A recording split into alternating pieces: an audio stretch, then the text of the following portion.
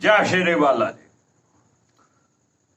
दोस्तों, 6 अगस्त की रात्रि 29:20 पर शुक्रदेव कर्क राशि में प्रवेश कर रहे हैं।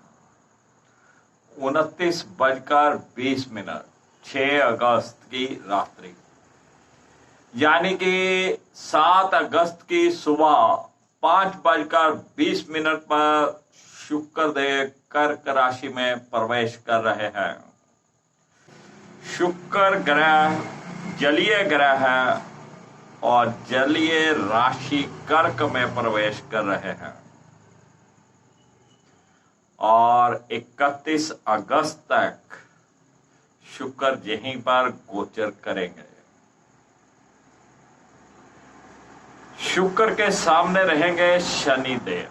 शनिदेव की पूर्ण दृष्टि शुक्रदेव के ऊपर रहेगी और शुक्र की पूर्ण दृष्टि शनि के ऊपर रहेगी। और ज्योतिष के ग्रहों की जो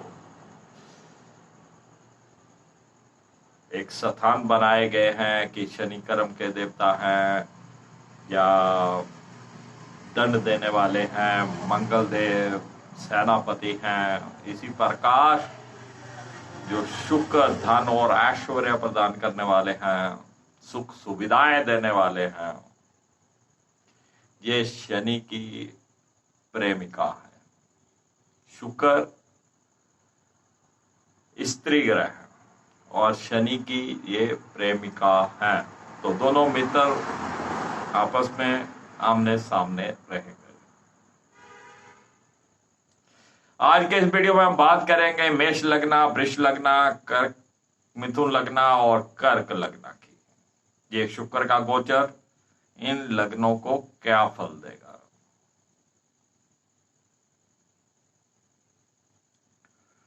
महर्षि वशिष्ठ ज्योतिष विद्यालय के चैनल के ऊपर मैं राकेश वशिष्ठ आप सबका स्वागत करता हूं। बात करेंगे मेष लग्न की। मेष लग्न के लिए शुक्र द्वितीय भाव और सप्तम भाव के स्वामी होते हैं और द्वितीय भाव होता है हमारे परिवार का और सप्तम भाव होता है हमारी मैरिड लाइफ का, हमारे मैरिड लाइफ पार्टनर का और हमारे बिजनेस पार्टनर का, साथ में हमारी दिनचर्या का। और शुक्र गोचर करेंगे मेष लग्न से चतुर्भाव में और चतुर्भाव होता है हमारी सुख सुविधाओं का, हमारी माता श्री का और हमारे परिवार का। द्वितीय भाव का स्वामी जो कि धन भाव का स्वामी है और परिवार का स्वामी है, सुख सुविधाओं के घर में आ गया है और माता श्री के घर में आया है, परिवार के घर में आया, तो आप अपने परिवार को कुछ अच्छा समय दे पाएंगे। माता श्री की सेहत पहले से बेहतर हो जाएगी और सुख सुविधाएं भी जहां पर शुक्र आपको देने वाले हैं। किसी भी प्रकार का कोई आप व्हीकल खरीदना चाहते थे, शुक्र देव दिलवा देंगे। किसी भी प्रकार का आप घर का कोई फर्नीचर खरीदना चाहते थे, कोई डेकोरेटेड से संबंधित कोई सामान खरीदना चाहते थे, लॉटरी से संबंधित कोई आइटम्स खरीदना चाहते थे, कोई एसी, फ्रिज, कूलर कुछ भी लेना चाहते थे, जो सुख देते हैं हमारे, और ये शुक्र उन वस्तुओं को दिलवा सकते हैं। सप्तम भाव का स्वामी जो दैनिक रोजगार का स्वामी है, उसका चतुर्भाव में जाना, आप अपनी दैनिक चर्चा में कहीं ना कहीं अपने परिवार को भी शामिल करेंगे, अपने परिवार को कुछ अच्छा समय दे पाएंगे। और ये शुक्र की सप्तम दृष्टि आपके व्यापार भाव के ऊपर रहेगी, जॉब के भाव के ऊपर रहेगी और शनिदेव वहां पर पहले से विराजमान है, तो व्यापारिक दृष्टि से, जॉब की दृष्टि से भी यह समय अति उत्तम रहने वाला है। चलिए बात करते हैं वृष लग्न की। तो वृष लग्न के लिए शुक्र लगन के स्वामी होने के साथ साथ छठे भाव के भी स्वामी रहेंगे और ये वृष लग्न से तृतीय भाव में गोचर करेंगे। कहीं ना कहीं छठे भाव का स्वामी तृतीय भाव में छोटे भाई बहनों के साथ कुछ अनबन हो सकती है, थोड़ा आपको अलर्ट रहना चाहिए। जहां उनका पूर्ण सहयोग आपको नहीं मिल पाएगा, जितना सहयोग की आप उम्मीद करेंगे उतना नहीं मिल पाएगा। लेकिन लगन के स्वामी होकर तृतीय भाव में जाना, कहीं ना कहीं आप अपने बाहुबल को जगाएंगे, आप अपनी हिम्मत के साथ अपने हर कार्य में लगेंगे। और जहां पे शुक्र की दृष्टि सीधी भाग्य भाव के ऊपर रहेगी, यानी कि आप खुद अपने भाग्य का निर्माण करेंगे, और वहां पर शनिदेव की दृष्टि शुक्र के ऊपर रहने वाली है। तो कहने का मतलब ये हुआ कि भाग्य कहीं ना कहीं आपका साथ देगा, या आप अपने भाग्यों को बनाने में एक मेहनत करेंगे। यहाँ पर तो गायों की सेवा करिएगा, गायों को चारा डालिएगा, ताकि छोटे भाई बहनों के साथ भी आपके संबंध अच्छे रहे, सेहत आपकी अच्छे रहे। और शनिदेव को भी थोड़ा बहुत प्रणाम करते रहिएगा, ये आपके भाग्यों को जगाएंगे, आपके कर्म भाव को जगाएंगे। काली गाय की सेवा करिएगा। चलिए फ्रेंड्स, बात करते हैं मिथुन लग्न की। तो मिथुन लग्न के लिए शुक्र जो होते हैं वो 12वें भाव के और पंचम भाव के स्वामी होते हैं, और 12वें भाव और पंचम भाव के स्वामी होकर मिथुन लग्न के द्वितीय भाव में गोचर करेंगे।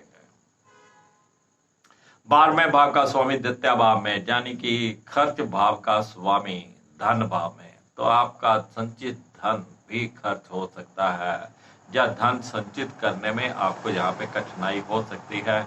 और आपका कहीं ना कहीं परिवार के साथ कुछ मतभेद हो सकते हैं, कोई गृह क्लेश की स्थिति बन सकती है, जहां आप अपना समय परिवार को नहीं दे पाएंगे। लेकिन पंचम भाव का स्वामी होकर द्वितीय भाव में, विद्यार्थियों के लिए यह समय अति उत्तम है। विद्यार्थी वर्ग जो कि मिथुन लग्न के विद्यार्थी हैं, वो अपनी स्टडीज में पूरा कंसंट्रेट कर पाएंगे, उनके लिए अच्छा समय है। आपकी संतान, अगर आपकी संतान बड़ी है तो वो भी आपका कहना मानेगी और आपके लिए कुछ अच्छा कर पाएगी, जिससे आपको खुशी प्राप्त होगी कि हमारी संतान ने कुछ अच्छा किया है। जो संतान की इच्छा रखते हैं, जो पति पत्नी संतान की इच्छा रखते हैं, उनके लिए भी ये समय अति उत्तम है। इस समय में अगर कंसीव हो जाता है तो आपके लिए बहुत बेहतर रहने वाला है। चलिए बात करते हैं कर्क लग्न की। तो कर्क लग्न के लिए शुक्र जो होते हैं वो चतुर्भाव के और 11वें भाव के स्वामी होते हैं। चतुर्भाव हमारे सुख सुविधाओं का, हमारी माता श्री का, और 11वां भाव हमारी इच्छा पूर्ति का और हमारी आय का, हमारे बड़े भाई बहनों का। और शुक्र लगन में ही गोचर करेंगे। आप अपने लिए सुख के साधन पैदा करेंगे, आप अपने आप को वेल ड्रेस्ड रखेंगे, परफ्यूम के साथ अपने आप को हर समय रेडी रखेंगे। और कहीं ना कहीं आपके लिए कोई भी सुख के साधन, जैसे कोई व्हीकल लेना है, कोई गाड़ी लेनी है, या घर के लिए कोई लग्जरी या कोई सुख की सुविधाओं का कोई सामान लेना है, तो वो आप अपने ऊपर इन चीजों का खर्च करेंगे। तो कहीं ना कहीं आय के साधनों के लिए भी आप बहुत भाग दौड़ करेंगे, और आय के साधन भी आपको यहाँ पर प्राप्त होने की संभावनाएं बनती हैं।